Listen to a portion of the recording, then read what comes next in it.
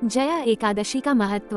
धर्मराज युधिष्ठिर बोले, हे भगवान, आपने माघ के कृष्ण पक्ष की शक्तिला एकादशी का अत्यंत सुंदर वर्णन करते हुए सुनाया। आप स्वदेज, अंडज, उद्भिज और जरायुज चारों प्रकार के जीवों के उत्पन्न, पालन तथा नाश करने वाले हैं। अब आप कृपा करके माघ शुक्ल एकादशी के विषय में भी बतलाइए। इस एकादशी का क्या नाम है तथा इसके व्रत का क्या विधान है? इसकी विधि क्या है? इसका व्रत करने से किस फल की प्राप्ति होती है और इसमें कौन से देव का पूजन किया जाता है? कृपया ये सब विधान पूर्वक कहिए। श्री कृष्ण कहने लगे कि हे राजन, माघ शुक्ल एकादशी के दिन आने वाली एकादशी को जया एकादशी के नाम से जाना जाता है। इसका व्रत करने से मनुष्य ब्रह्म हत्यादि पापों से छूट कर मोक्ष को प्राप्त होता है तथा इसके प्रभाव से भूत, पिशाच आदि योनियों से मुक्त हो जाता है। इस व्रत को विधि पूर्वक करना चाहिए। अब मैं तुमसे पद्म पुराण में वर्णित इसकी महिमा की एक कथा सुनाता हूँ। जया एकादशी व्रत कथा। देवराज इंद्र स्वर्ग में राज करते थे और अन्य सब देवगण सुखपूर्वक स्वर्ग में रहते थे। एक समय इंद्र अपनी इच्छानुसार नंदन वन में अप्सराओं के साथ विहार कर रहे थे और गंधर्व गान कर रहे थे।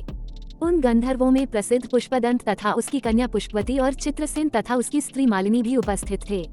साथ ही मालिनी का पुत्र पुष्पवान और उसका पुत्र माल्यवान भी उपस्थित थे।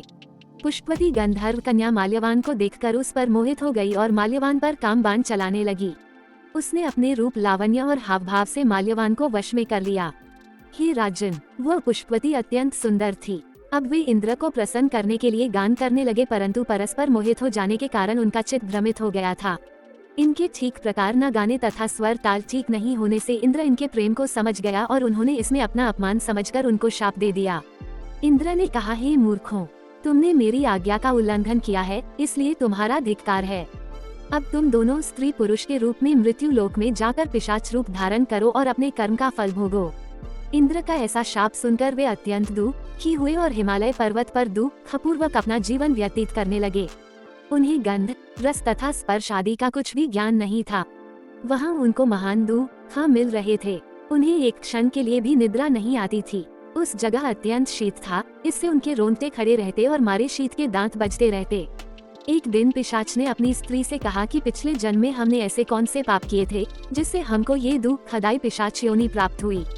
इस पिशाच योनि से तो नर्क के दुख सहना ही उत्तम है, अतः हमें अब किसी प्रकार का पाप नहीं करना चाहिए। इस प्रकार विचार करते हुए वे अपने दिन व्यतीत कर रहे थे। दैव्ययोग से तभी माघ मास में शुक्ल पक्ष की जया नामक एकादशी आई। उस दिन उन्होंने कुछ भी भोजन नहीं किया एवं अच्छे अच्छे कार्य किए। केवल फल फूल खाकर ही दिन व्यतीत किया और सांयकाल के समय दुखी अवस्था में पीपल के वृक्ष के नीचे बैठ गए। उस समय सूर्य भगवान अस्त हो रहे थे। उस रात को अत्यंत ठंड थी, इस कारण वे दोनों शीत के मारे अति दुखित होकर मृतक के समान आपस में चिपटे हुए पड़े रहे। उस रात्रि को उनको निद्रा भी नहीं आई। जया एकादशी के उपवास और रात्रि के जागरण से दूसरे दिन प्रभात होते ही उनकी पिशाच योनि से उन्हें छुटकारा मिला।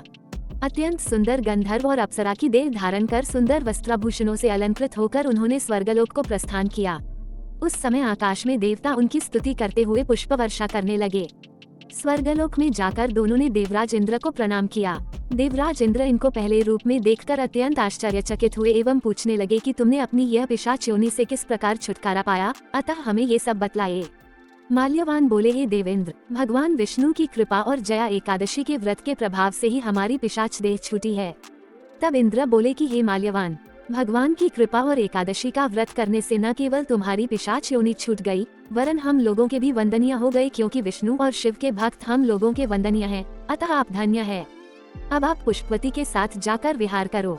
श्री कृष्ण कहने लगे कि हे राजन युधिष्ठिर, इस जया एकादशी के व्रत से बुरी योनि से भी मुक्ति मिल जाती है। जिस मनुष्य ने जया एकादशी का व्रत किया है, उसने मानो सब यज्ञ, जप, दान आदि कर लिए। जो मनुष्य जया एकादशी का व्रत करते हैं वे अवश्य ही 1000 वर्ष तक स्वर्ग में वास करते हैं।